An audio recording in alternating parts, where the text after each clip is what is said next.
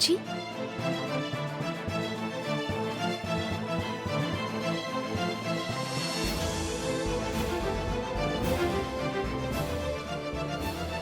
हाय राम, इ त कौनो कपल बा। हम भी बिल्कुल पगला गल बानी। चारों तरफ हमके सिर्फ सम्राट जी ही दिखाई दे रहल बानी। यहाँ कहाँ से होखिए सम्राट जी? उर्मी, हाँ, चल अब लेट ना हो रहल बा का?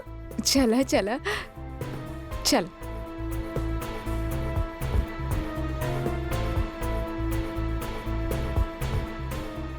का बात कर रहल बाड़ू उर्मी? तू मॉर्निंग से एक गिलास पानी भी ना पी लू अपनी सम्राट पिया के खातिर? हाँ, सम्राट जी के अच्छा खातिर थोड़ा सा कष्ट उठाए हमके अच्छा लागेला। उनकर सलामती, लंबा आयु और जन्म जन्म साथ खातिर त हम ये व्रत कर रहल बानी। और वैसे भी जब आप केहू से प्यार करेले ना, तो उनके खातिर थोड़ा सा कष्ट उठावे से प्यार और बढ़ेला।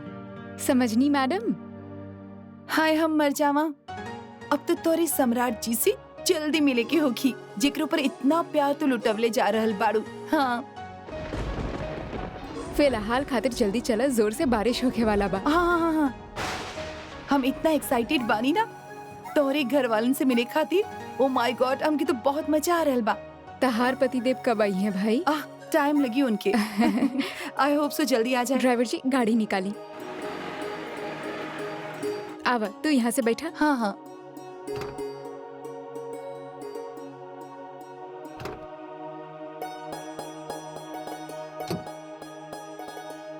बहुत लेट हो गई नी। ओहो, का भइल? ये लहंगा इतना भारी बना। ओके।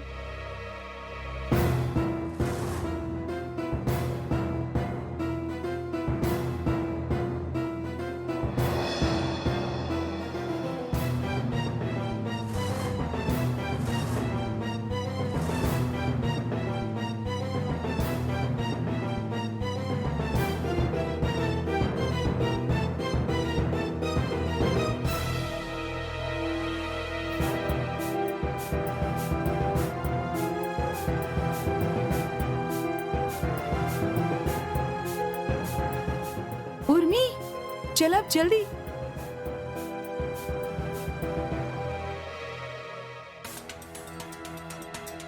का भइल?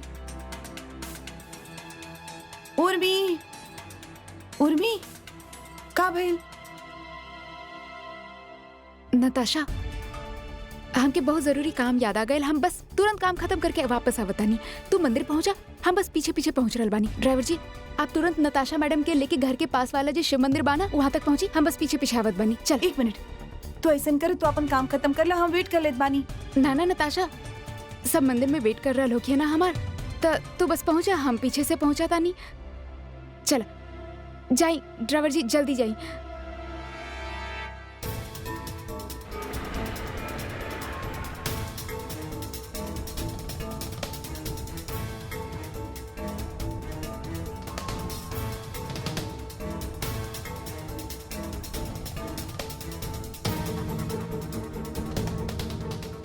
Yes ma'am. सम्राट सिंह राठौड़। सम्राट सिंह राठौर।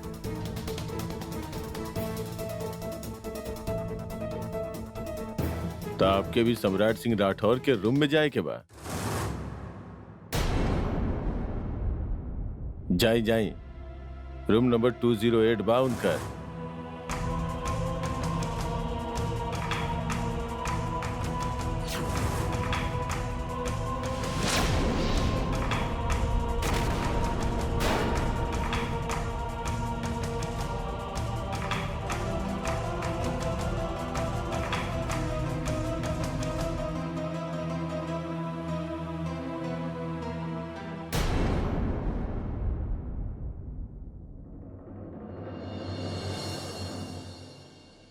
नताशा के होटल से लेके आवे के रहल।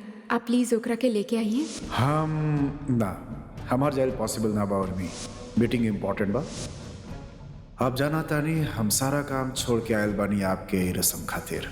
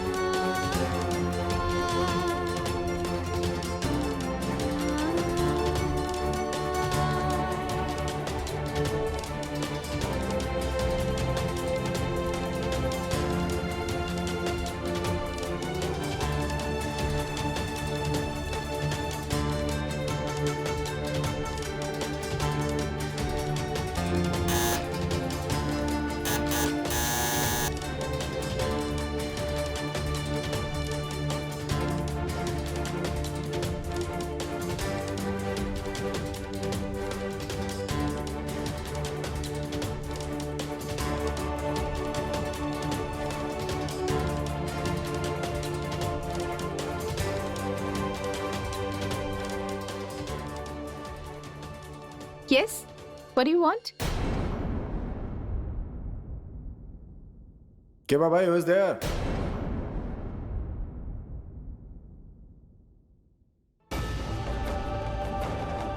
I don't know.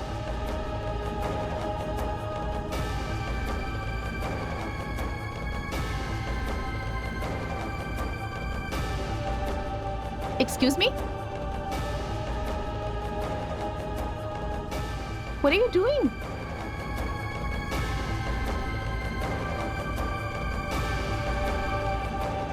अरे का करता नहीं भगाइयो करा तो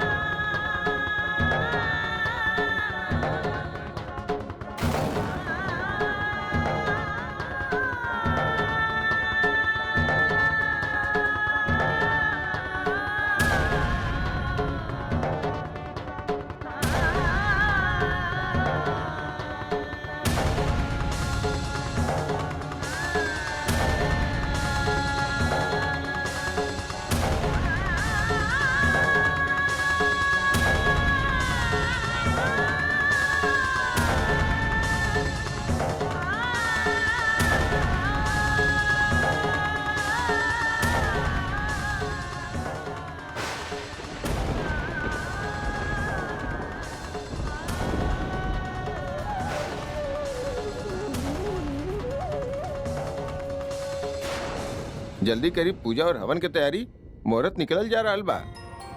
ई उर्मी बहु पता न कहाँ रागल बा है। आज के दिन तो कम से कम समय पे आ जावे के चाहत रहल।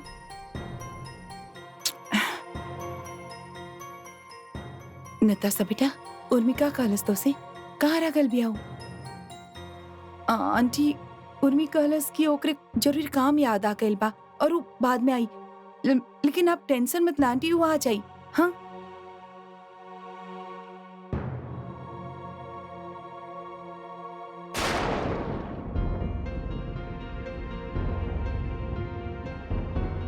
कहाँ रह गई अबू?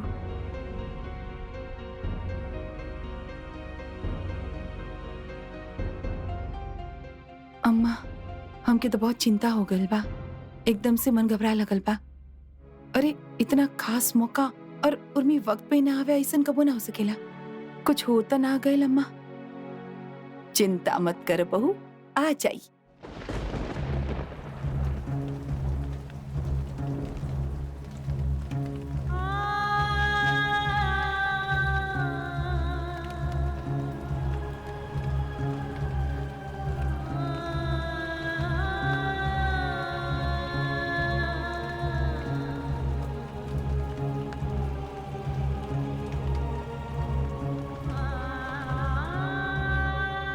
अभी आसुन के आपकी जिंदगी में कोनो जगह नहीं खे। आज के डेट आपके आसुन के एक्सपायरी डेट बा। अब हम आसुन के आपके चेहरा पर कबो ना आवे दे। और दुख हकरत आपके आसपास मंडराए ना दे। ई वादा बा सम्राट सिंह राठौर के। आपके नाराजगी ना दिखल जाला, आप जाना था नहीं है बात के। और मैं I love you, I love you. आप जाइए होटल ब्लू पेरिडॉट में और पता करी। आपके पति परमेश्वर के नाम पे वहां एक रूम हमेशा बुक रहेला और वही जे रंगरली मनावे ले आपके आंख में धूल झोंक के वही जो उनकर माद बा जहां वो अपन शिकार लेके जाएले।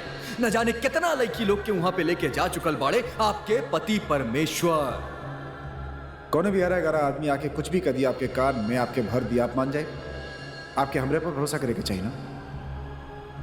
ई कार्ड आपके पॉकेट से मिलल। अरे तो हमारे पॉकेट से मिलल का मिशन घटिया काम करेला, ऐसे सोचत का मैंने आप।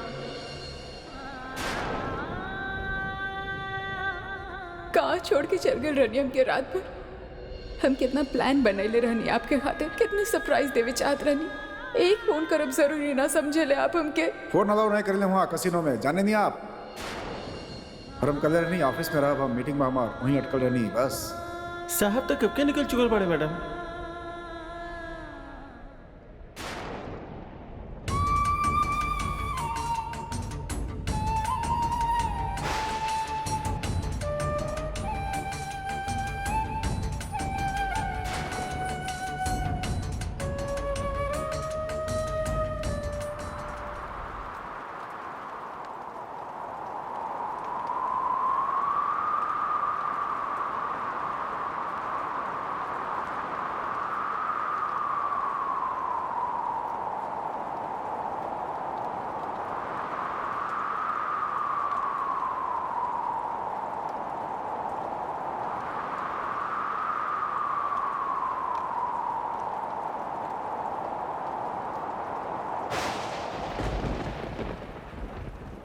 आपके तीज के जिंदगी के सबसे यादगार चीज बना दे कहले रहनी ना हम आपसे।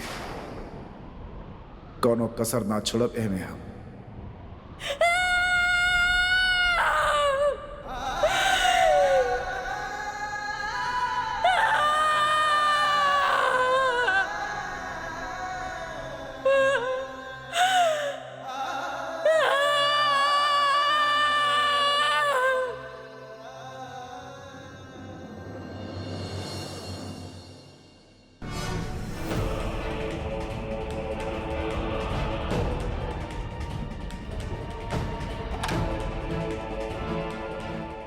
हाय, इतना अंधेरा काहे छैले बा? हम अभी लाइट ऑन करता नहीं। पापा संभाल के।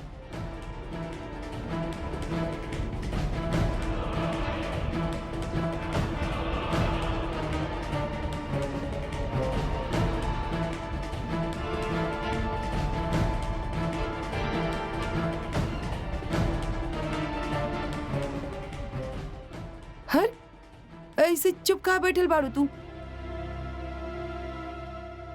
हाँ मम्मा, का भइल? आप यहाँ का कर रहल बाड़ू? हम जब आपके मंदिर में वेट करत रहनी, आप काहे ना आईनी? वहाँ सब बहुत पूछत रहने, बताई ना मम्मा, आप काहे ना आईनी? अरे बहू, कुछ बोले का ना बाड़ू।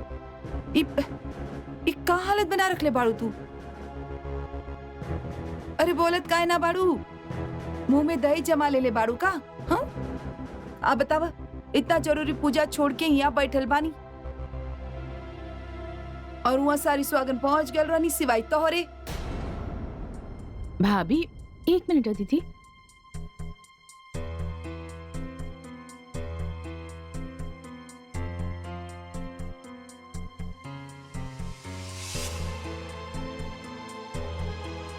कुछ तो गड़बड़ मामा जी। उर्मी, चाची का भेल चाची? मंदिरा, बेटा शौर्य के ऊपर लेके जाओ, जाओ ऊपर। चला शौर्य। अरे कुछ तो बोला बहू, हमने के जी घबरा रहल बा।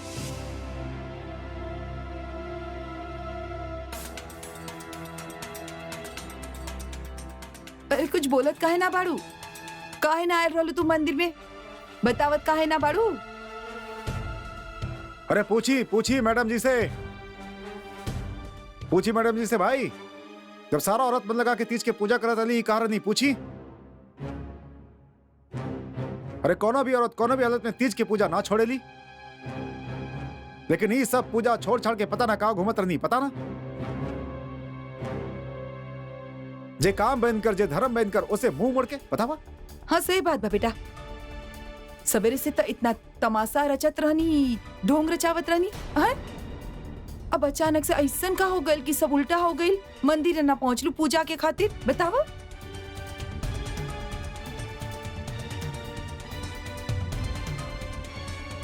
अरे ये का बताइए, हम बताओ तारी काहे नहीं पूजा में ही, हम बताओ तानी। मैडम जी कहीं और रह ली। होटल डायमंड प्रेसिडेंसी के विजिट में रह ली।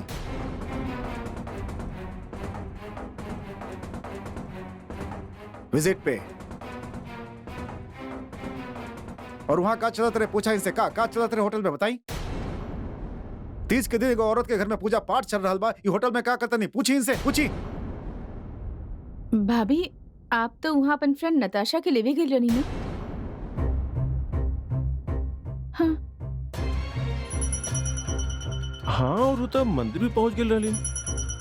फिर उहे तो हम कहता नहीं, पूछी ना फिर। जब आप फ्रेंड के लेवे के नहीं थे, फ्रेंड के लेके काहे ना पहुंचते, फिर फ्रेंड आ गई मंदिर में, ई काहे ना आईली, ई होटल में काहे रह गेली। ना जाने कौन सा गंदी वाहियात सोच के रुक गई होटल में। अरे दोनों साफ साफ बताइबा कि बात का बा। ढोंग करत रहली ई, तीज के व्रत के ढोंग। सुबह से यह बात बा, नाटक, ड्रामा, ढोंग, छल। अरे तीज एगो प्यार के त्योहार हो खेला।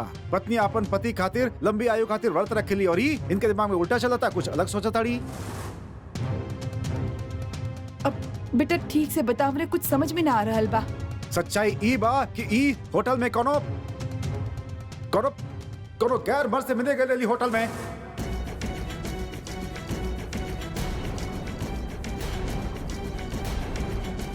जी हाँ, सुनिए आप सब, गैर मर्द से ढोंग करेलिए भाई, ढोंग, पतिव्रता होके के ढोंग, समझ नहीं आप लोग। जब सारा औरत तीज के पूजा करत रही, तभी आप सबके धोखा देके, हमके धोखा देके वहां अय्याशी करत रही।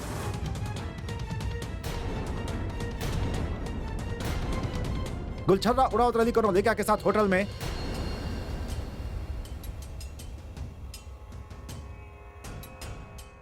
अरे औरत के नाम पे कलंक बाड़ी भाई, कलंक।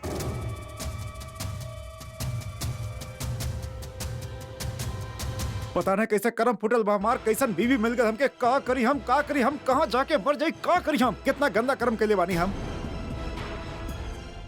ना जाने कितना साल से हम इनकर बेवफाई के शिकार होता नहीं, हमके पता नहीं खे माँ। और ही पतिव्रता बन के बैठल बाड़ी सबके नजर में। पापा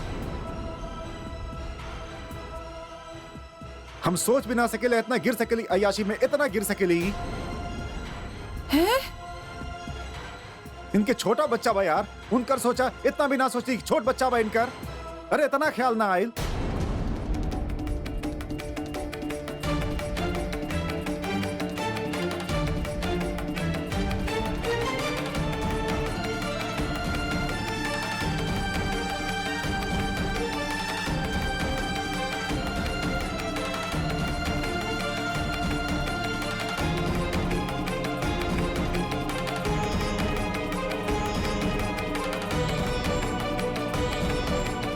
और हम का बताएं इनके बारे में भाई, का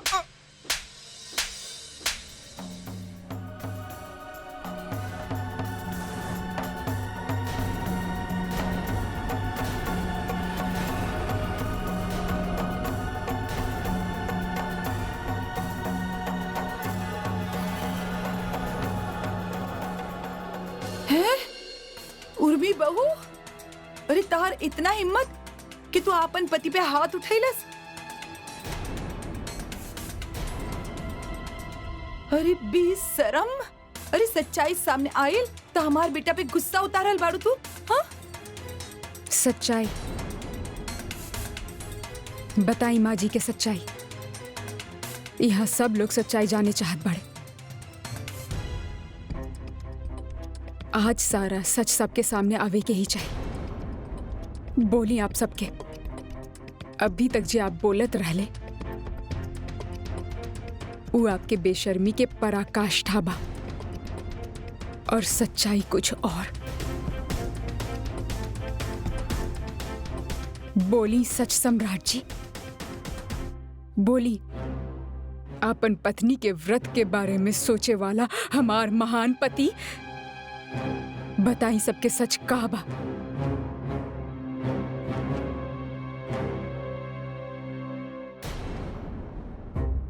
का भाई अभी तक तो आप सबके सामने हमार बेवफाई के गाना गावत रहला ना, सच्चाई के बाद अब तही चुप काहे हो गई? डर लगल का? और डराई काहे कि आज हम सबके सामने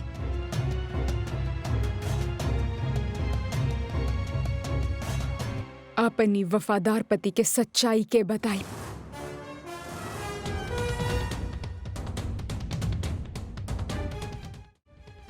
हम होटल प्रेसिडेंसी काहे गए रहनी इस सब जाने ले, लेकिन आप होटल प्रेसिडेंसी काहे गए रहनी इस सब के बताई। आपके तो इम्पोर्टेंट मीटिंग रहे ना अपन क्लाइंट के साथ ऑफिस में, फिर आप वहां कैसे पहुंचनी?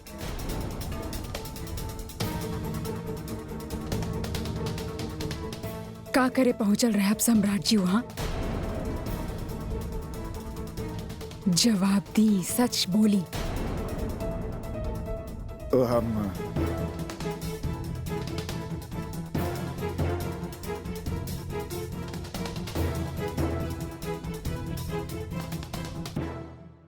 बस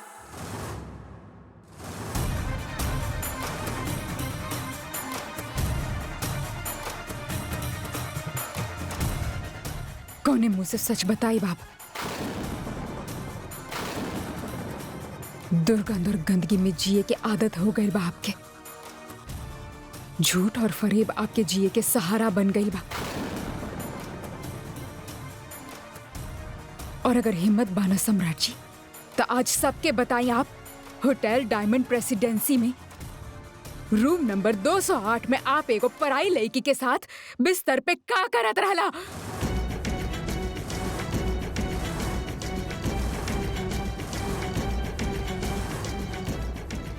का करत रहला?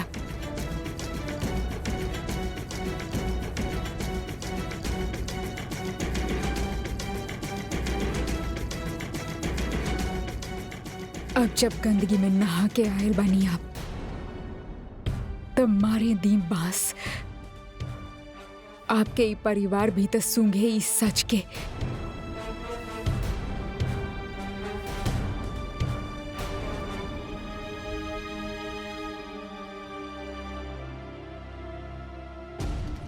पत्नी के तीज के दिन पतिव्रता के भाषण देवे वाला हमार महान पतिदेव ओ पराई लड़की के साथ आप बिस्तर पे का करत रहनी?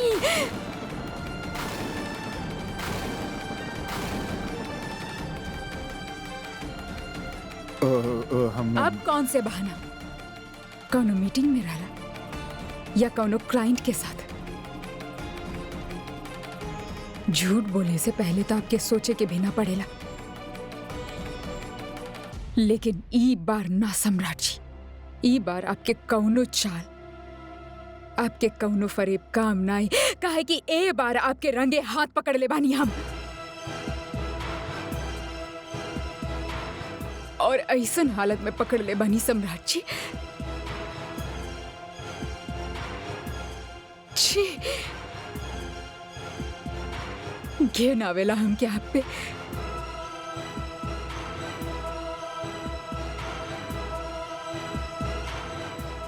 और आज जब बात खुद पे आयला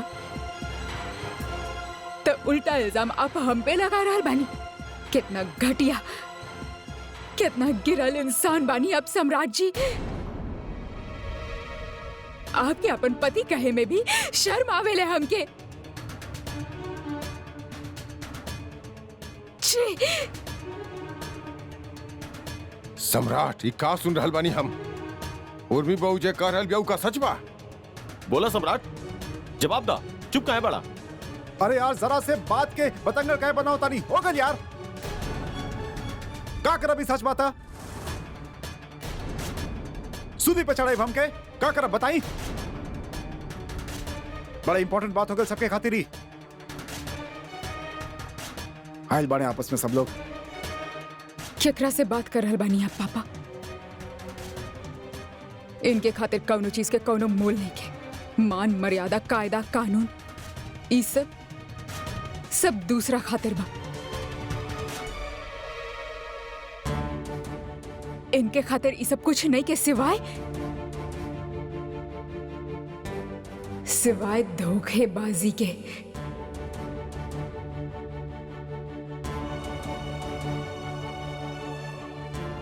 बस धोखा देवे आवेला इनके, और कुछ ना।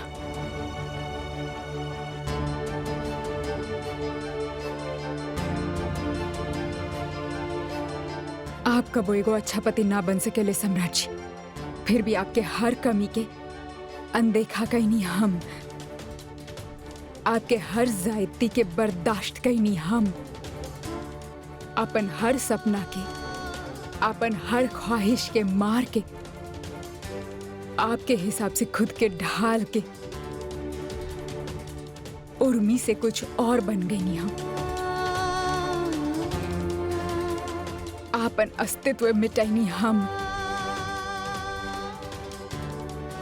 सिर्फ एक तसल्ली के साथ सम्राट जी, कि आप हमरे अलावा केहू और के बारे में सोचेले भी ना। सिर्फ एक बात के साथ हम हर दुख के सह के इस शादी के निभाइनी।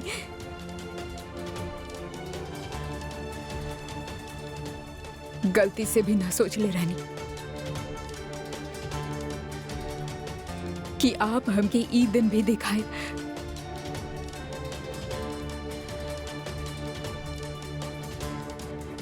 एक के दौलत रहे हमरे पास सम्राट जी, छीन लेला आप हमसे। आप शादी के रिश्ता के पवित्रता, एकर मर्यादा ही ना भंग कैले बाड़ा, बल्कि तार तार कैले बाड़ा। अब सम्राट जी सब कुछ खत्म कैले बाड़ा। आपके एक धोखा की वजह से सब कुछ खत्म हो गए। हर बार माफ कैनी हम आपके, जानवर की तरह पिटले रहलन आप हमके।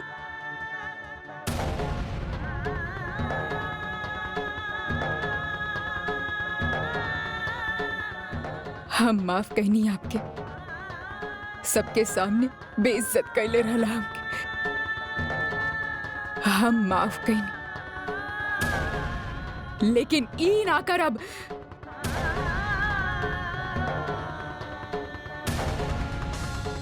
आप जे ये हरकत कैले बड़ा सम्राट जी, एकरा खातिर हम आपके मरते दम तक माफ ना करब।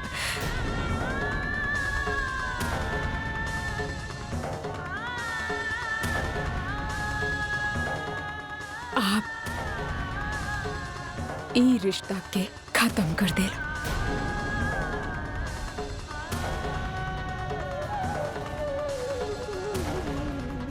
हमनी के बीच के ई बंधन, ई रिश्ता, ई शादी, ई 7 वचन और ई 7 फेरा, सब खत्म।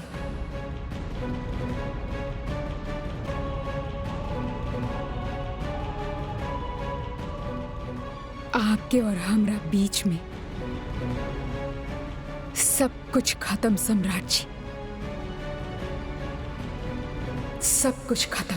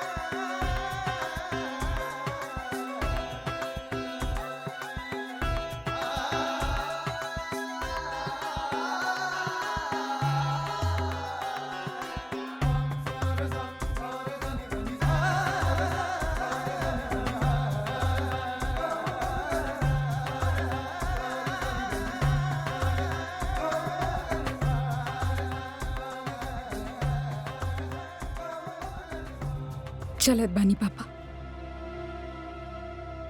ई घर से और आप सबसे यहाँ तक के नाता रहे। अब हम ई घर के छोड़ के हमेशा खातिर जा रहे बानी।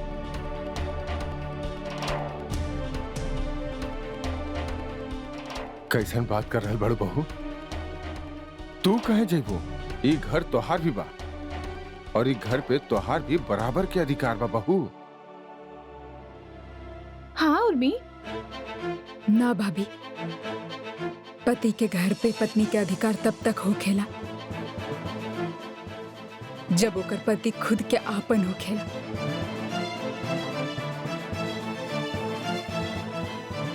जब पति से ही सारा रिश्ता खत्म हो गए तो ई घर में रहे के कौनो बात ही ना हो सकत। ई घर से अब हमार कौनो रिश्ता नहीं के। आप लोग हमके जितना प्यार देला, हम आप लोगन के साथ जितना भी वक्त बिताईनी, वो हमेशा हमार याद में रही। आप सब हमेशा हमार दिल में रहिए, पर अब ई घर में रुका हमरा खातिर मुमकिन नहीं के।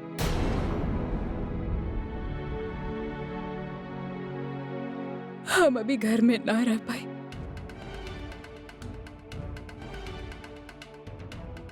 ये कैसन बात कर रहल बड़ उर्मी?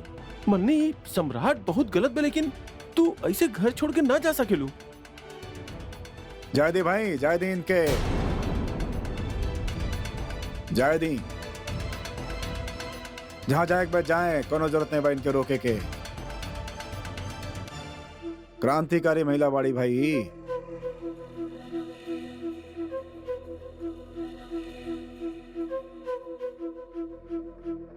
लेकिन हमारा बेटा हमारा साथ रहे, ये कहीं ना जाए। सही कर हलबा बेटा। सॉरी, ई घर के बेटा बा, ये यही चे रही, कहीं ना चाहिए। हाँ, शौर्य हमरे साथ जाए। ओके, अभी हमार जरूरत बा। ओ हेलो, ऐसा कोनो जरूरत नहीं है जो नेकर बाप पूरा ना कर सके। आपके जरूरत बा, हमार जरूरत बा एकरा आपन बाप के, सम्राट सिंह राठौर के। ठीक बा, हमारे साथ रही हमार बेटा।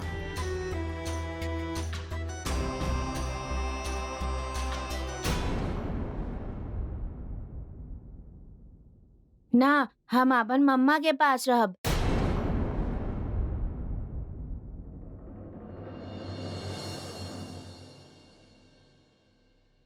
जा फिर अपना मम्मा के साथ, दोनों जब बाहर आउट। माँ के साथ रहा।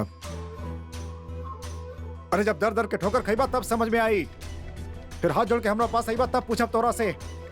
मतलब माँ के सिखल भाषा बोला था, जल्दी समझ में आ जाए कि बेटा बाप का हो खेला। माँ के चमचा। है एक कैसन औरत बाड़ू तू? अपन गुरूर की चलती अपन बच्चे की भविष्य की भी परवाह ना बातों की। हाँ, अरे चाहे की बात है, जाओ करा अपन जिंदगी बर्बाद, पर कम से कम एक साता न्याय मत कर। हाँ, अपन मनमानी के चलती एको बच्चा के सर से ओकर बाप की साया छीन रहल बाड़ू तू। अरे मौका मिलल ला के निकल ले लू अपन गृहस्थी से फुर्सत पाके। अब ना आके कोनो रोक टोक होगी, ना पीछे कोनो रोड़ा। अरे करा अपन मनमानी, जा।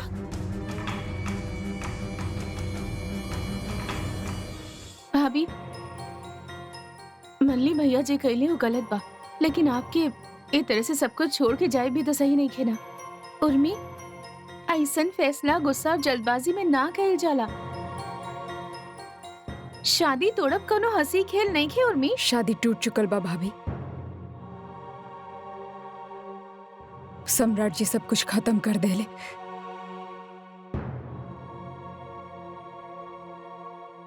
और अभी मरल हुअल रिश्ता के लाश के लेके हम ना चल पाए।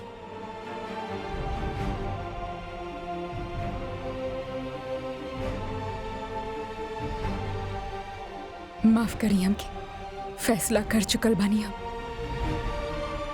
हम ना रुकब।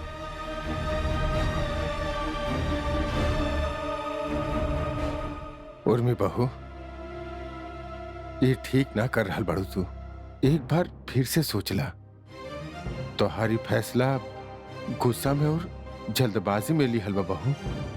उर्मी कम से कम शौर्य खातिर तो रुक जा।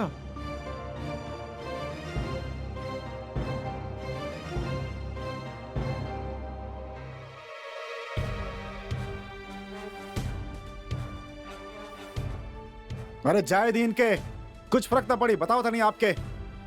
अरे गौर से देखिए, आपके बहू बड़ी एक और गुणगान करता नहीं, आज आपके एक को ना सुनता नहीं, बताई। अरे बेशरम औरत, बेशरम, इनके मौका चाहते रहे घर से बाहर भागे के, बताओ था नहीं। अरे इनके अपन बच्चा के ना पड़ल बा, अपन पड़ल बा। अरे ऐसा औरत जो अच्छा बीवी ना बन सके, अच्छा माँ का बनी, सिर्फ अपन बारे में सोचे ली। अरे एक औरत ऊह के ले जो अपन बच्चा खातिर, अपन बच्चा के खुशी खातिर अपन सारा सुख दुख भुला के अपन शादी के निभावे ले। औरत ऊ ना हो के ले जिनका तरफ सिर्फ अपन मतलब देखे ले।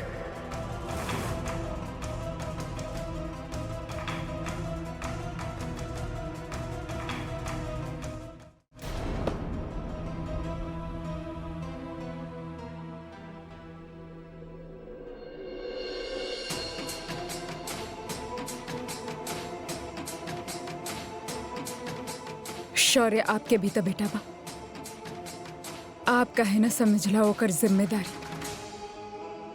जे धोखा आप हमके देले बाड़ा, अगर उहे धोखा हम आपके देती त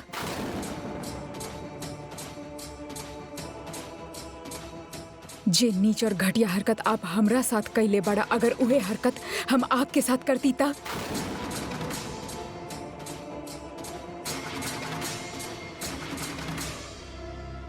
का आप सब कुछ भुला के अपन बेटा खातिर हमके माफ करके इस रिश्ता के निभाईती, इस शादी के निभाईती।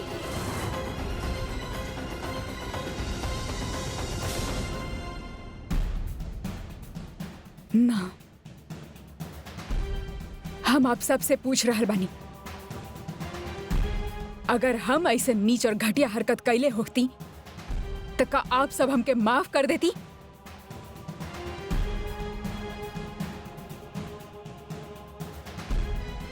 और माँ जी, आप अपन बेटा से कहती कि सब कुछ भुला के शौर्य खातिर शादी के निभावा?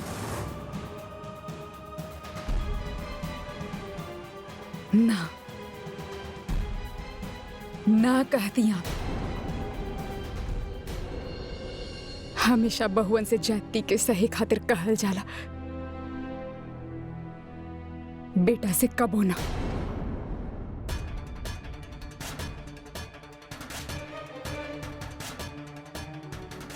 माफी हमेशा बेटा के मिली, बहुअन के कबो ना।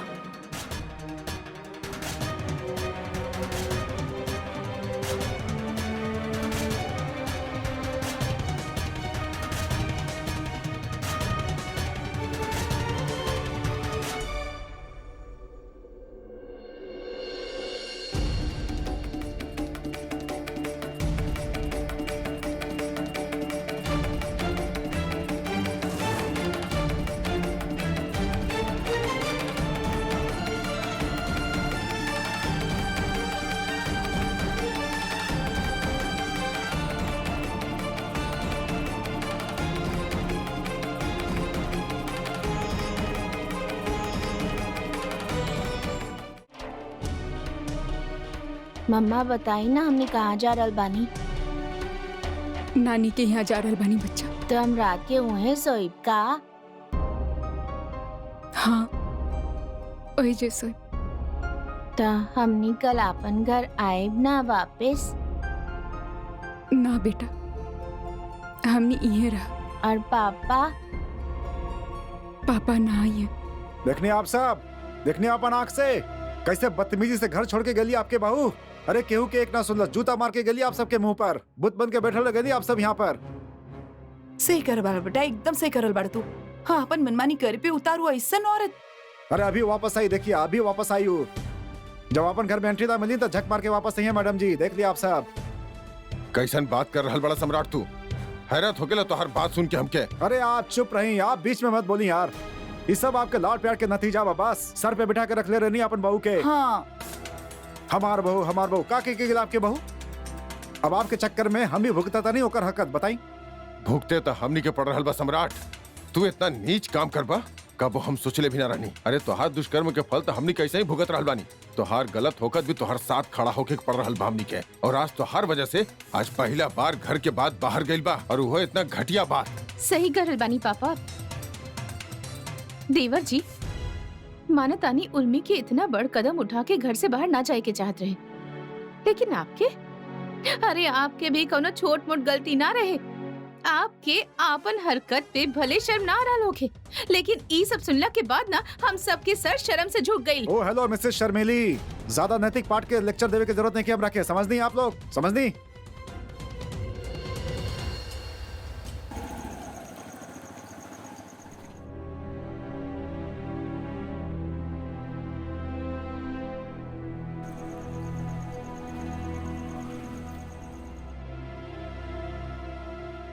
वहीं रुक जाओ उर्मी।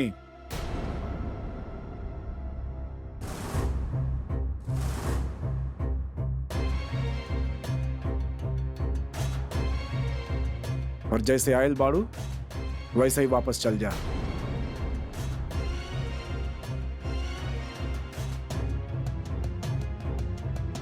ऐसन काहे कह रहल बानी आप पापा? सही कह रहल बानी। फौरन अपना घरे वापस चल जा।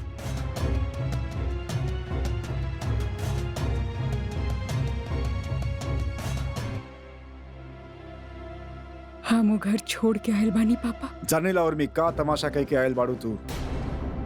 सम्राट जी फोन करके सब बतैले हमरा के। ऐसे भलाई यही में बा कि वापस लौट जा घरे अपन। आप ना जाने ले पापा, वहाँ हमरे साथ का भइल बा। जोन भी भइल होके, लेकिन एकर का मतलब तू घर छोड़ देबू? अब ओकरे अंदर तो आई दी। तू चुप रहा सरोज, और खबरदार तू जरा सा भी सह देलियो एकरा के त ई अभी और यही वक्त जाई अपने घरे। इस चीज के हम बढ़ावा ना दे सकेनी। घर के बहू घर के इज्जत हो खेले, लेकिन उर्मी जे केले बिया ना, ओसे उ घर के इज्जत कल पूरा शहर में उछली।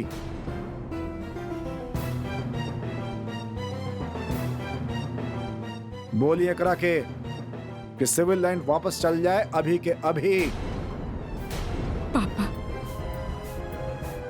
आप हमारी बात तो सुन। हम क्या अपन घर के अंदर तो आवे दी पापा। पापा प्लीज, उर्मी ठीक कहा तारी। चाहे जौन भी होखे ओकरा अंदर तो आवे दी। का बात बा आखिर एक बार सुन तो ली। हम कह देनी मतलब कह देनी गौरव। देखे घर में कोनो जगह ना मिली। जिंदगी हंसी खेल नहीं खे जो उठ के कोनो भी बात पर अपन घर छोड़ के चल आई। और रिश्ता के तू समझने का बाड़ू।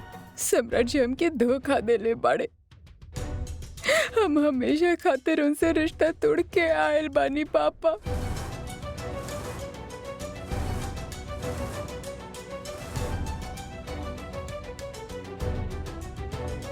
बकवास बंद करा उर्मी। तू कहे कुल रिश्ता तोड़े वाली, और रिश्ता ऐसे ना टूटेला। इसे तो हर जौन भी प्रॉब्लम बना वो क्या अपन घर में निपटावा। शादी एक खातिर ना कैले रहनी कि बात बात पर उठ के यहाँ चलावा।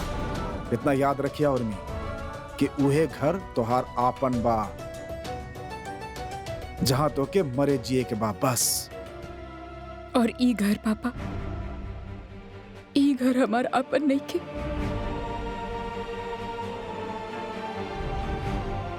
यहाँ मर्जी ना सकेनी का ना। ये सिर्फ तोहार मायका बा उर्मी। जे दिन तो के विदा कैले रहनी वही दिन ई घर से नाता टूट गई रहे। शादी के बाद लड़की के घर ओकर ससुराल हो खेला। जहां डोली जाला वहीं से ओकर अर्थी भी निकलेला बेटी। हाँ उर्मी, देवी सही कह रहल बा। लौट जाई अपन ससुराल, चाहे जैसन भी होखे। लड़की के स्वर्ग ओकर ससुराल ही हो खेले। ना दादी, वो घर में तो हम दोबारा ना जाए। ना चाहे हमके वो स्वर्ग। लेकिन पापा,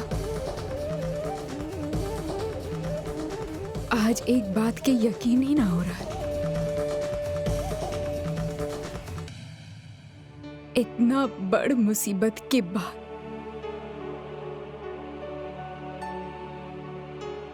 हमार खुद के ही घर के दरवाजा बंद हो गए।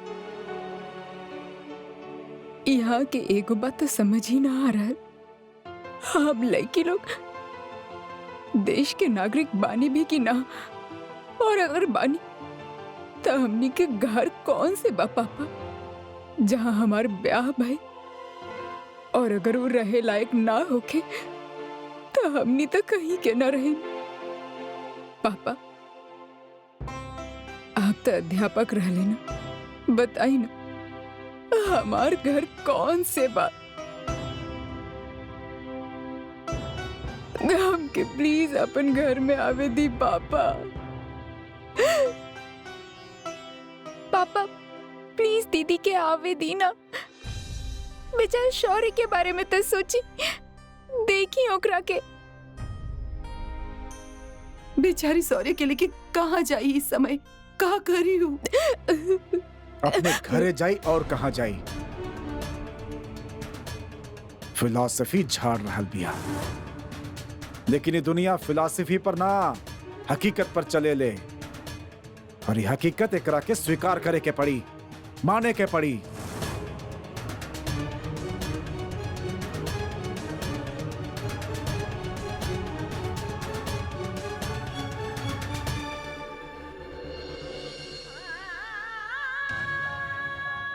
कहीं भी रह ले हम पापा, रास्ता पे भी रह ले, लेकिन ऊ घर में तो दोबारा ना जाए, कभी ना जाए हम। और अगर ई घर भी हमरा खातिर पराया हो गइल बा तो हम मान लेब कि हम बेघर हो गए।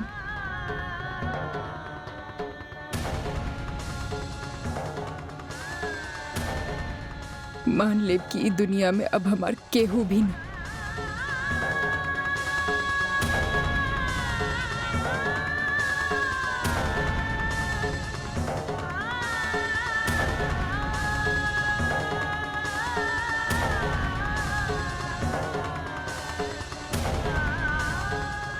भैया प्लीज कुछ करिए। रुक जाओ उर्मी बेटा।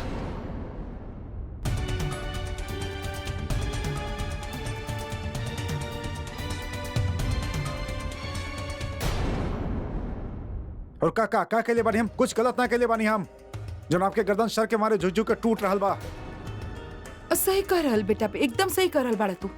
अरे पति से कोनो गलती हो जाए कर मतलब ये थोड़ी ना बाकी औरत घर छोड़ के चल जावे। फिर अरे घर के संभाले की जिम्मेदारी होके ले औरत के, जो के हर हाल में संभाले के चाहिए।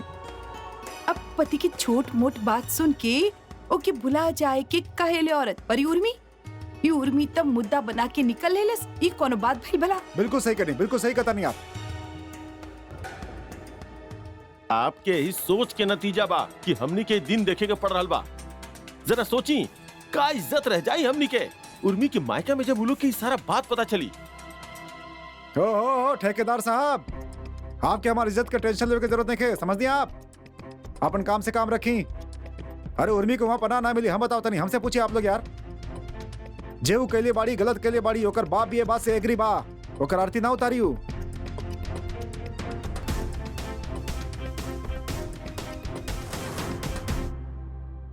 ये तो बहुत गलत कहलो उर्मी। ऐसे जिद में आके फैसला लेने से कुछ हासिल ना हो खेला। और सरोज, ये तू भी ठीक ना कर रहल बाड़ू। हम लोग उर्मी के सपोर्ट करे नहीं, ओके सह देवे नहीं, वही के नतीजा बा ये अपन गृहस्थी ठीक से चला ना पा रहल बिया। बात के समझा। आप बिल्कुल सम्राट जी के भाषा बोल रहे बानी पापा। इस सम्राट जी के ना समाज के भाषा बा उर्मी। और फिर पति पत्नी में झगड़ा कहा ना हो खेला तो करे मतलब नहीं कि घर छोड़ के चल दा और मायके जाके बैठ जा। ई कोनो साधारण झगड़ा ना रहे पापा। अपन रिश्ता, अपन गृहस्थी, अपन शादी के बचावे के हर संभव कोशिश कैनी हम। सब कुछ बर्दाश्त कैले बानी, लेकिन ई बर्दाश्त कई के हम अपन शादी के कौनो कीमत पे भी न चलाए। सम्राट जी धोखा देले बाड़े हमके। हमरा होखते मम्मी दूसरा औरतन के साथ संबंध रखे ले।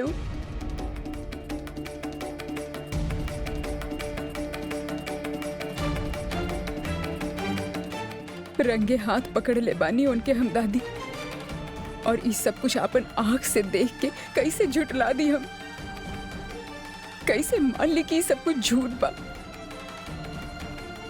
इतना क्षमता ना बा हमें मम्मी, इतना बड़ कलेजा ना बा हमार। इस शादी और ओकरी पवित्र बंधन सम्राट जी खुद तोड़ले बाड़े। ऊ खुद ए रिश्ता के तोड़ले बाड़े पापा, काहे कि ऊ ए रिश्ता के मर्यादा ओकर आत्मा के मारले बाड़े।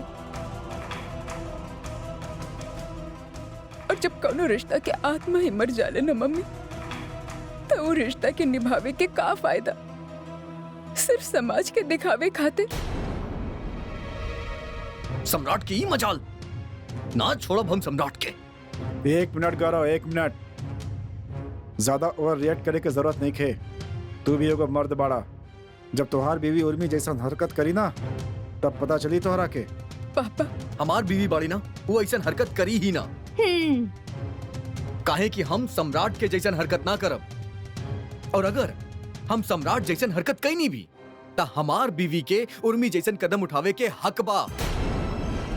बिल्कुल। बस अब एकरे आगे कुछ कहे सुने की जरूरत नहीं है। उर्मी जे कुछ भी कही ले बिया, बिल्कुल ठीक कही ले बिया। हमके तो वही दिन शक हो गल रहे जिस दिन हम अपन आँखन से सम्राट के उ लइकन के साथ देख ले रानी। कितना भरोसा रहे हमके सम्राट जी। अगर भगवान भी आके हमसे कहती कि सम्राट जी हमके धोखा देले बड़, हम कबो न मन। वो हमार भरोसा के तोड़ले बड़े मम्मी। ई रिश्ता के टूटला के बाद हम कौने तरह से बिखरल बा, ई तो हम ही जाने। दुनिया की कितना सारा चीजन पे से तो विश्वास ही उठ गया हमार। सब कुछ झूठ और दिखावा जैसा लगेला। लोग रिश्ता बनेले और उ रिश्ता के बोझ ढोवे के जिम्मेदारी औरतन पर डाल देले। दुआरे समाज। लेकिन पापा, औरत कब तक ये झूठा और दिखावा वाला रिश्ता के ढोवे खातिर मजबूर होकर रही? एक ना एक दिन ई बोझ के उठा के फेंके के पड़ी।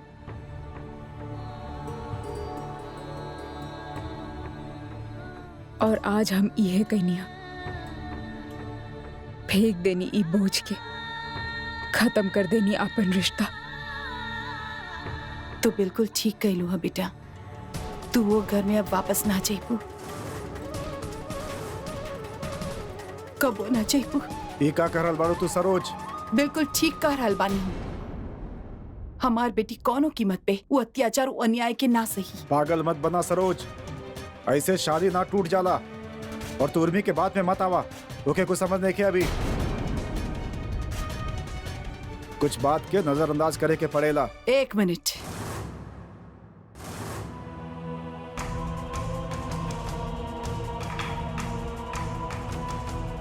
खबरदार जी, हमारे बच्चे के खून के घूंट पी के ये सब कुछ नजरअंदाज करके खातिर कहलाता।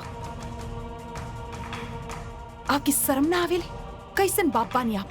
अपनी बेटी के इतना बड़ समझौता करे खातिर कर रहल बानी। ये कहे से पहले एक बार भी बाप की दिल धिक्कारेला नहीं किया आपकी? फैसला पे फैसला सुनाइले जा रहल बानी जैसे आयल बिया तब से। आपके बात से साफ पता चलेला कि ई सब एको बाप अपन बेटी की ना बोल रहा, बल्कि एको मर्द, एको औरत के, मर्द के अत्याचार वालन समाज में दब के रहे के फैसला सुना रहल बा। लेकिन एक बात आप अच्छा तरह से समझ ली, उर्मी ऐसा कुछ ना करी। उर्मी अगर ना चाहती ये रिश्ता में रहे तो ना रही। और उर्मी के फैसला में ओकर माँ ओकरे साथ पिया।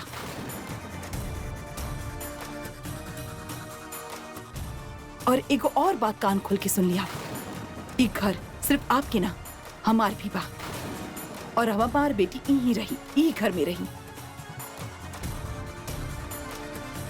चाहे केहू के मर्जी होखे या ना होखे, काहे कि ई हमार बेटी के मामला है।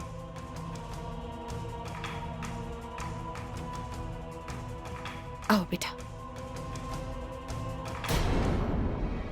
हमके सबक सिखावे गैल बिया ई औरत, हमके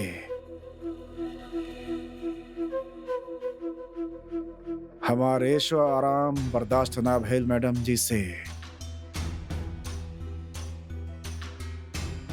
का चाहत बाड़ी ई का कि हम वही के खूंटा से बंद के पूरा जिंदगी बिता दी। बेवकूफ नंबर 1, बेवकूफ। सब कुछ मिलत रहे यहाँ पर, सारा ऐशो आराम, लेकिन ना सम्राट सिंह राठौर चाहे गला में पट्टा बांध के कुत्ता के तरह ओकरा सामने तुम हिलावत।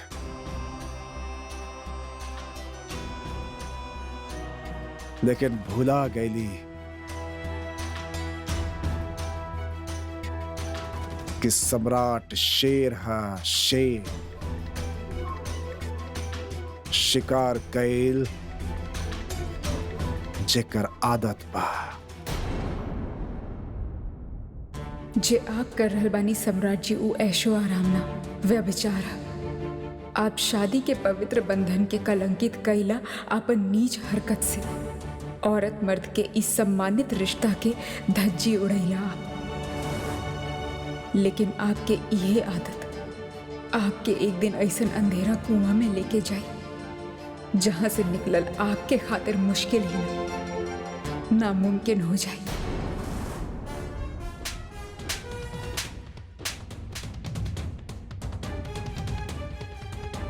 थप्पड़ मर लो हमरा के।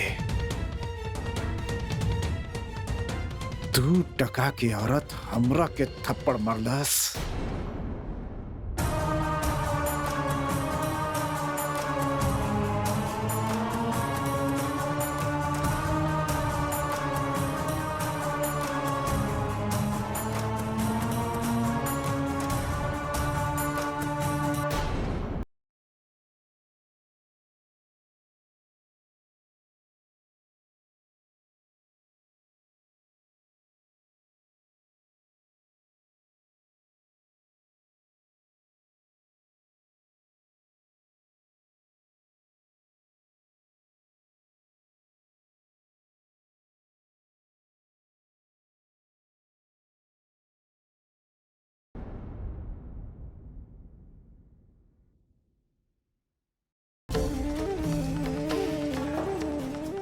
आपके दिहल हर चिन्ह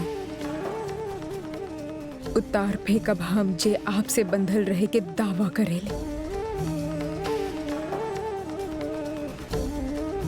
काहे कि आप हमार जीवन में आपके कौनो अहमियत नहीं है सम्राट जी। ये घर से तू अपन मनमानी करके ना जा सके लो उर्मी, नो। वापस तो आवे के पड़ी तोहरा के, कहे कि हम तोहरा के कहीं और सेट ना हो के देवी बात के गारंटी। यही नरक में वापस आईबू तू, यही नरक में। हरे करा खातिर हम का करेला बस अब देखा जा बस। बस उर्मी, सम्राट के पत्नी के सफर ये तक खत्म। आज से, अभी से तू फिर से उर्मी बन के जीवो। आज से सम्राट सिंह राठौर से ना तो कौनो संबंध बा और ना ही ओकर घर से। ये घर से तोहार रिश्ता हम इतना आसानी से खत्म ना होके देब उर्मी। शादी कई के आयल रहलू तू यहाँ, और अब ये घर से सिर्फ तोहार अर्थी ही उठी।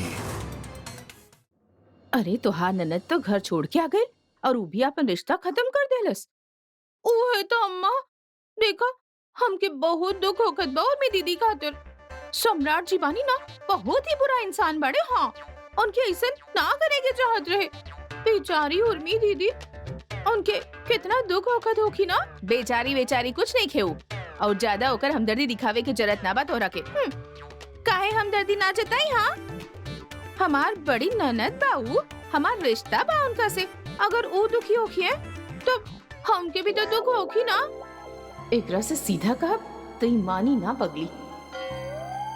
यही खातिर एकरा के भी चक्कर में घुमा के ना काम करावे की पड़ी। अरे अम्मा, हम जानत बानी तो कि उर्मी दीदी के बहुत चिंता हो रहल बा ना। फिकर तो हमके भी बहुत लागल बा। अब बेचारी के घर बर्बाद हो गए। अब ऐसे कैसे चली? हाँ ओहे तो अम्मा, का करी? लड़की के पति से चाहे लड़की के जितना झगड़ा हो जाए पर रिश्ता ना टूटे के चाहिए। हाँ, पर एक बार रिश्ता टूट जाले ना तो लड़की के जिंदगी बर्बाद हो जाले, हमेशा खातिर दुखी हो जाले बेचारी। और सोच बेटा, अगर लड़की के पति ओकरे साथ ना होखी तो के ओकर भला बुरा सोची, और लड़की के भला बुरा तो ओकर पति के साथ ही होखेला ना। और बतावा बेटी, तू का ई चाहबू कि उर्मी के साथ ऐसन होखे? अरे ना अम्मा, अरे बिल्कुल ना, हम काहे ऐसन चाहब? बेटी, तू कबो ना चाहबू ना कि उर्मी और सम्राट जी के रिश्ता टूटे, है ना? ना अम्मा, हम तो चाहब कि जल्द से जल्द उर्मी दीदी और सम्राट जी के मिलन हो जाए। हाँ, जैसन हमार और गौरव जी के भइल रहे ऐसे। बस तो के ओकरे खातिर ना कोशिश करे के होगी, ऐसन काम करे के होगी कि उर्मी बिटिया यहाँ से तंग आई के अपन घर चल जाए सम्राट जी के पास। समझ लू? अच्छा, पर ऐसन का काम करे के होगी अम्मा? बस देखा, उर्मी से ज्यादा ना प्यार मत दिखावा, ओकरा से इतना बुरा बर्ताव करा कि थक के वापस अपने घर चली जाए और फिर हो जाए उर्मी और सम्राट के मिलन। समझ लू? अरे वाह माँ, एकदम सही कहत बाड़ू तू। हम ना बिल्कुल ऐसा नहीं करब। काहे कि ऐसा करे में हमरा के दुख तो बहुत होखी, पर हम अकेले में जाए के रो ले। पर उर्मी दीदी उनके अच्छा से डांटब ताकि घर छोड़ के चल जाए। हाँ, अगर तू ऐसा कर देबू ना, हाँ, तो गौरव जी और उनका घर वालन तो के ना पलकों पे बैठा के रखी है। ठीक बा अम्मा, हम ना बिल्कुल ऐसा नहीं करब। हाँ,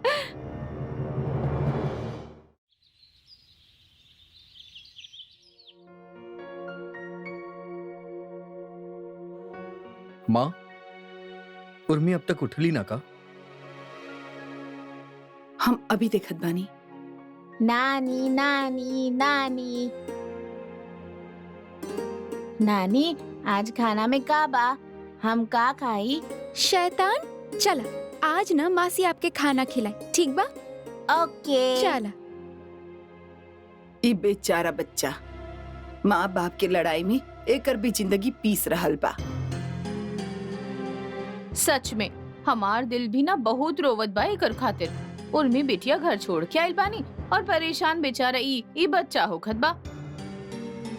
माफ करी आप लोग, लेकिन कौनो परेशान ना होखत बा शौर्य। अच्छा खासा तबा अपना मस्ती में, बेकार के हमदर्दी मत दिखाई आप लोग। हमदर्दी जतावे हम लोग अन्ना आइब तो बाहर से लोग आई हैं का? आपन घर के दुख पीड़ा हमनी ही तो बाटब ना। अब माँ घर छोड़लस तो बतावा बेचारा बच्चा के का होखी। अब औरत के साथ ना सिर्फ ये समस्या बा, ओकरा के बहुत आगे पीछे दे के काम करे के चाहिए। कबो कबो ये फैसला बहुत भारी पड़ जाइले। माफ करी बहन जी, लेकिन कुछ मामला में आगे पीछे ना दिखल चाहिए। माँ सही कहा तारी, और ये सब चिंता करे के ना आपकी कोनो जरूरत नहीं खे। चिंता करे खातिर हमनी सब लोग काफी बानी। माँ तनी उर्मी के नाश्ता खातिर बुला दी। हम अभी देखत बानी।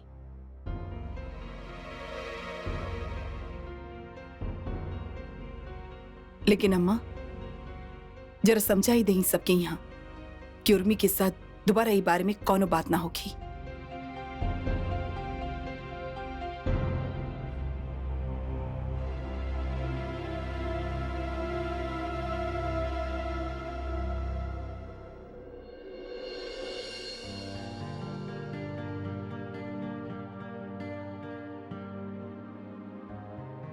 अरे उर्मी यार जाना तड़ो हम ऐसा टोस्ट ना कहली का बनेली बाड़ू ई।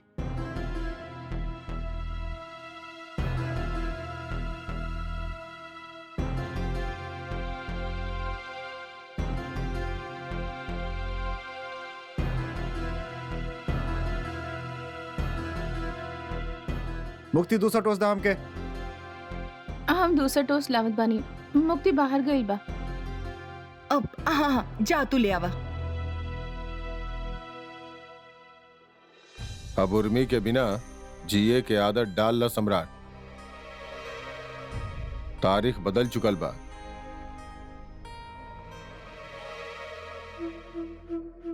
हम कोनो कैलेंडर ना पापा, जे तारीख बदल जाए तो हम भी बदल जाए। और का आदत डालना लगा के रख ले बड़ा, आज ना तो कल वापस आ जाए उर्मी। और बुरा आदत कहे डाले के बा भाई, हाँ? अच्छा आदत डाला बाकी ना। जे घटिया हरकत कैले बड़ा ना तू सम्राट, हमके निखे लगत कि उर्मी बहू वापस आवे वाली बिया। हाँ ना इतना अच्छा बाबला टलल। हमें मरल थोड़े ना जात बानी ओकर वियोग में। कहा है बेटा? हम तो ना मरब माँ, पर उर्मी कैसे रही? वो बेचारी के पास दूसर कोनो सहारा भी कहाँ बा। औरत जात तो लता बाड़ी जे मर्द के सहारे ऊपर चढ़े ले और फले ले फूले ले। बिना इस सहारे के जमीन पर फैलल आवारा घास बन जाले जेके कोनो भी गधा घोड़ा आके चर जाला। हाँ And I know it कि उर्मी कतई घास ना बनल चाही।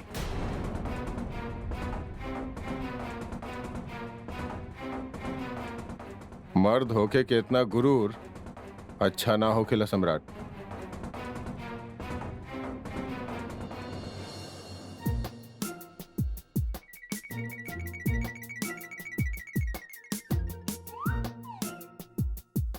एक का करत बड़ू पगली तू। अब कहाँ भाई लम्मा ये कहाँ गईलू तू? कल हम तो के कुछ समझाइले रहनी ना, दिमाग से फिसल गइल बाका ना। याद बा हमके, पर ई हमार पूरी काहे खराब कर देलू? हाँ पूरी ना बनैबू तू।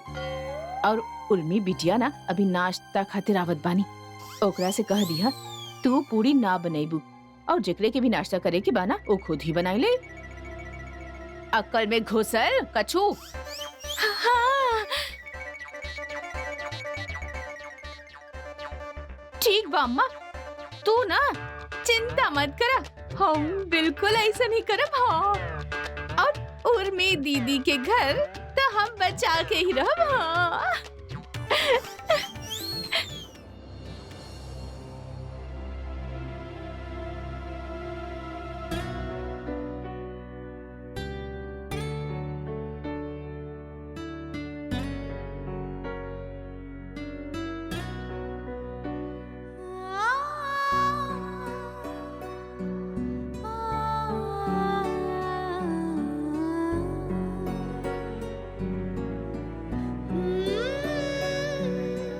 उर्मी बेटा,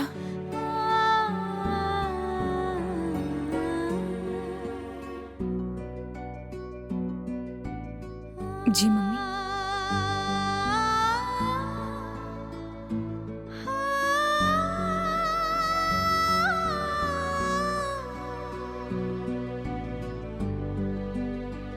तू ठीक बाड़ू?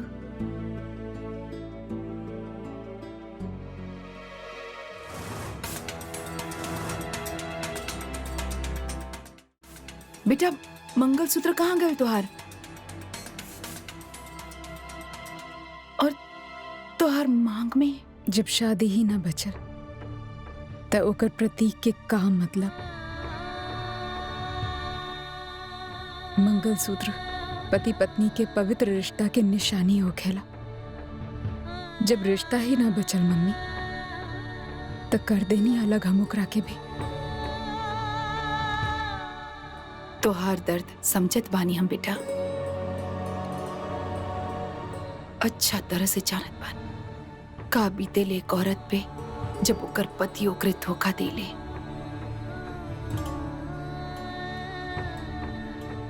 ई मंगलसूत्र, ई सिंदूर शादी के बाद औरत खातिर जान से भी बढ़ के होखेला, लेकिन पति के जीते जी ई चीजों की अपने से दूर करे खातिर 1000 बार मरे के पड़ल होखी तोहरा के। ई बात के एहसास बा हमरा के, लेकिन बेटा जिंदगी में बहुत से सच ऐसे ही कड़वे होखेले, का कर सकेले बतावा। का कमी रह गई होखी मम्मी, हम तो कौनो कसर छोड़ले ही ना रहनी। ऐसन कौन से गलती हो गई हमरा से जे वो हमरा साथ ऐसन कहले। समझ ही ना पाईनी। ना बेटा, तोरे से कौन हो गलती ना भाई, तू तो सब कुछ दे देलू अपन ई रिश्ता के। दामाद जी के हर गलती के नजरअंदाज कर देलू तू, यहाँ तक कि जब वो तोहरा के हैवानों की तरह मारे पिट गई। बेटा बेटा तब भी तो उनकरा के माफ कर देलू। सब कुछ भूल के प्यार से उनके साथ फिर से जिए शुरू कर देलू, पर उनके कोनो चीज के कदर ही ना बा बेटा। तू हमके सच्ची बतावा मम्मी, तू तो ई बात के समझेलू ना। हम कबो ना चाहत रहनी कि हमारी रिश्ता टूटे। अपना तरफ से हर मुमकिन कोशिश कईनी हम ई रिश्ता के बचावे खातिर, अपन गृहस्थी के बचावे खातिर। लेकिन मम्मी, जब अपन आँख के सामने हम वो सब कुछ देखनी, कैसे बर्दाश्त करते मम्मी। ना हो पाए। ना बेटा, ऐसा मत सोचा और खुद की जिम्मेदार ठहराई छोड़ी द। तोहार एल में कोनो गलती ना बा बेटा।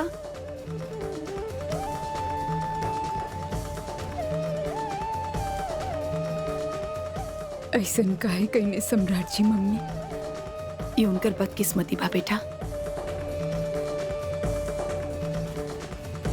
बस अब तू कोशिश कर खुद के संभाल के, और ये सब सोचब छोड़ी दा। हिम्मत बांधा बेटा, हिम्मत बांधा। हाँ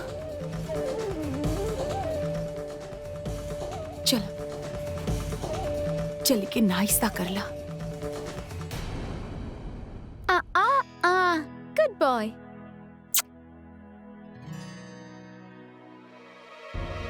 आवा उर्मी बेटा, नाश्ता कैला। आवा।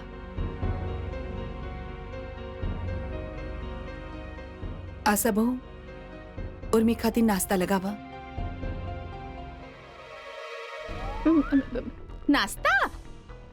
नाश्ता तो देखिए खत्म। हाँ, खत्म हो गई मतलब? खत्म हो गई मतलब खत्म हो गई। हाँ, अब काबा की ई घर में जितना लोग रहने ना, ओही के हिसाब से हम उतने पूरी बने ले रहनी। अब पूरी तो खत्म हो गई, ठीक रखे खाए के बाना ओ घरी पे जाके खाए। हाँ, ओ काबा की हम मशीन तो बानी ना पूरी बनावे खातिर कि बटन दबावा और पूरी निकलत जाई। हाँ, धड़ाधड़ धड़ाधड़। ई का उलझुल बोल रहल बा? दिमाग तो ठीक बा तोहार। ई कैसन बात करल बाड़ू तू बहू? अरे अब ठीक ही तो करल बानी अम्मा जी। का ठीक कह रहल बाड़ू? अब तक हम लोगन केहू नाश्ता ही न कईनी, ना ही हम और ना ही मम्मी। और ये का बेहुदी बात कर रहल बाड़ू आप भाभी? कुछ समझ में आ रहल बा आपके? अरे अन्नू, अब देखा तो हर हिस्सा के खाना तो तू सौरे के खिला देलू है ना, और मम्मी जी के हिस्सा के खाना आज पापा जी खा लेने। हाँ, तब पूरी हो गई खत्म, हो गई हजम। हाँ, ई बेसिर पैर के बात करल बाड़ू लड़की, दिमाग जगह से सटक गल बा का? अब दादी बेफजूल मत डांटी आप। हाँ, अब सही तो करल बानी हम। अब एकदम से केहू घर पे आ धमकी तो हमका सब करे खातिर खाना बनावत रह, हमार घर कोनो होटल बाका जे केहू भी आई जाई खाए जाए हाँ। और फिर अंदर से हमार भीतर वाला भी तो ना मना करेला, कहेला कि इतना काम मत करा, केहू भी आई तो तू ओकरे खातिर खाना बनावे लग जाइबू, बेवकूफ बाड़ू का तू। आशा बहू, उर्मी केहू भी ना, ई घर के बेटी बा, और अगर तू अपन हाथ से नाश्ता ना दे सकेलू तो कोनो बात ना, हम खुद अपन बेटी खातिर अपन हाथ से नाश्ता बना ही सकेले। बेटा तू शुरू करा, हमके थोड़ा समय दा, हम अभी पूरी तल के लावत बानी, फिर तू और अनु साथ में मिलके खाइला। हाँ अरे वाह वाह, बहुत अच्छा मामी जी, कमाल हो भाई। खिला पिला के बेटी से अच्छा से स्वागत किया जा रहा भाई यहाँ तक, जैसे जन्म से भूखल हो की बेटी। दामाद जी,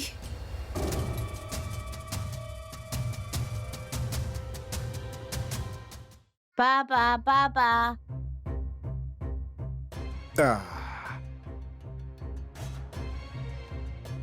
कहे पापा, का बोले रहनी आप हमरा के? कि फौरन भेजा तानी हम उर्मी के वापस, का हो गई?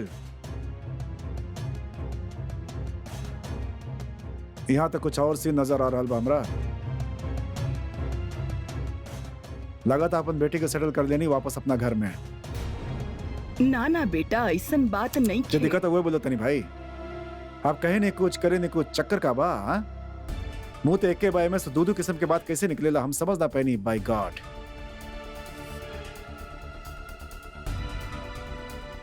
दादी जी का हो रहा भाई साहब? हमार घर टूट रहा बा यहाँ पर, और आप ये बात पे उर्मी के सपोर्ट करता नहीं। ऐसन कोनो बात नहीं खे बेटा।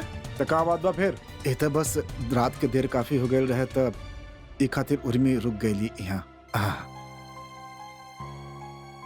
आई सम्राट जी, हमार होखत आप ऐसे कैसे सोच लेला कि आपके घर टूट जाई? हाँ, आपके घर ना टूटे यही खातिर तो हम इतना जतन करत बानी। आप चिंता मत करी, हमार होखत आपके घर ना टूटी। हाँ, वेरी स्मार्ट। हम तो आपके बेवकूफ समझत रहनी, लेकिन सबसे ज्यादा स्मार्ट आपे बानी यहाँ पर। हाँ।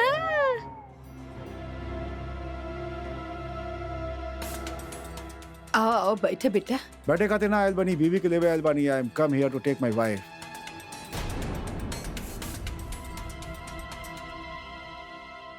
आए भाई मैडम जी, चलिए घर, चलिए भाई। हैं? चला भाई, आवा, बहुत हो गया ड्रामा, चला। आई हम ना जाए।